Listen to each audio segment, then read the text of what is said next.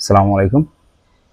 আজকে ২-৩ দিন যাবৎ প্রচুর পরিমাণ বৃষ্টি চলতেছে। মানে কন্টিনিউ, স্টপ নাই। দিন রাত্র দেখেন প্রচুর পরিমাণ বৃষ্টি। বৃষ্টির জন্য বাহিরে বেরোনোটাও খুব একটা মানে টাফ হয়ে গেছে। রাস্তাঘাটের অবস্থাও খুব খারাপ। কারণ কেন, এই ঢাকা উত্তরখানের রাস্তার কাজ চলমান আছে।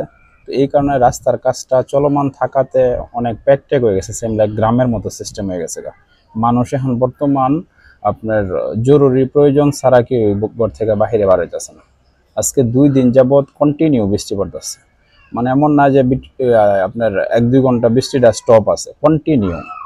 ১ ঘন্টা যদি স্টপ থাকে তাহলে ওটা বোঝা যায় কন্টিনিউ বৃষ্টি দিন রাত। মানুষের যে একটা সিচুয়েশন হয়েছে যে ইমার্জেন্সি কাজ ছাড়া কেউ বাহিরে বার হইতেছে না। রাস্তাঘাটের অবস্থা ভালো না যে দোকানপাটে যাইবো, কারণ রাস্তার কাজ চলমান থাকার কারণে রাস্তাঘাটের একটু বেহাল দশা আর কি। এটা তো হয়তো সাময়িকের জন্য, ঠিক আছে। আর বৃষ্টিটা তো কন্টিনিউ ২ দিন আজকে চলতেছে। সামনে আরো থাকে কিনা কে জানে। এরকম একটা পরিস্থিতি চলতেছে। ঘর থেকে বাইরে বাড়ানো খুব টাফ হয়ে যেতেছে দেখেন।